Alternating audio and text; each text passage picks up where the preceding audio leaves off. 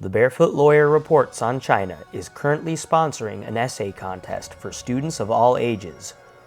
This year's prompt asks writers to describe a human rights issue in communist China that they think deserves more attention, what current efforts are addressing it, and what can be done in the future to resolve it.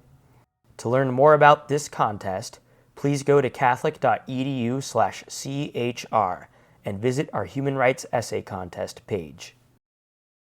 Hello, everyone. Welcome to another episode of the Barefoot Lawyer Reports on China. My name is Will Deathridge, the producer. Joining me, as always, is Chen Guangcheng. Hello, everyone. I'm glad to see you here again.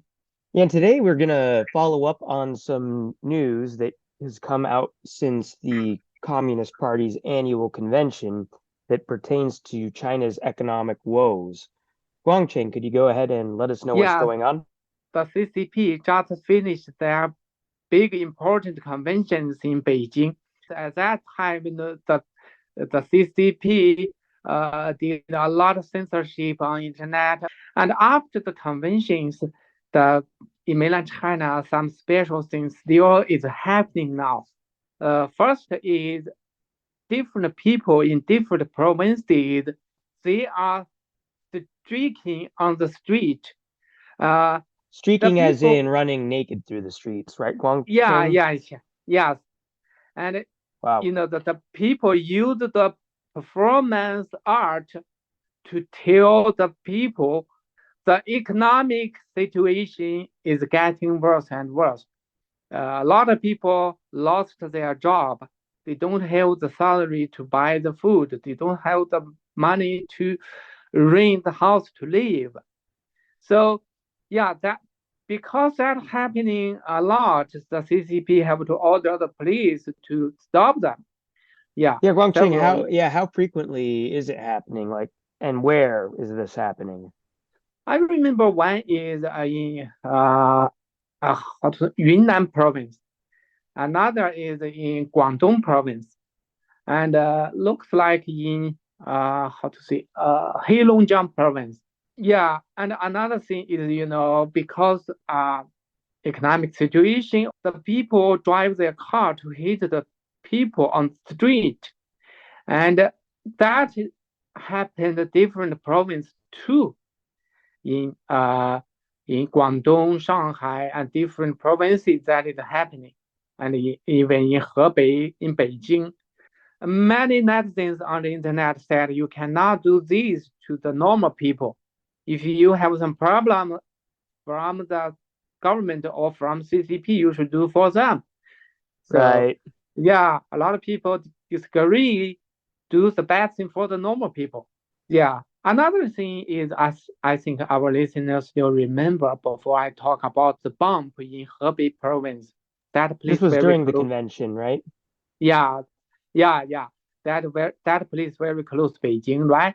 And after that, almost the same place that happening again. Was it a government building that was bombed, Guangcheng, or what kind of building? I'm not sure, that no detail about it. I just know that happened. And and another thing is, the U.S. Secretary of the Treasury, Janet Yellen, come to Beijing, and Xi Jinping encouraged the U.S. Companies to invest the money to mainland China. They changed some law and changed their policy to give the foreign companies, if they invest money in mainland China, the same rights as the Chinese companies. And when did this happen, Guangcheng? Just last week. Okay, wow. I remember last November when Xi Jinping visited California, and they make this plan to invite Yellen to visit Beijing this spring. So now Yellen went there with the U.S. companies CEOs. So Xi Jinping had a meeting with them and talk about that. So gotcha. The CCP's goal just want get more foreign money to resolve the economic problem, right? Right. I think that is not good. Looks like some people write an article said if you invest money to mainland China, maybe you will lose that.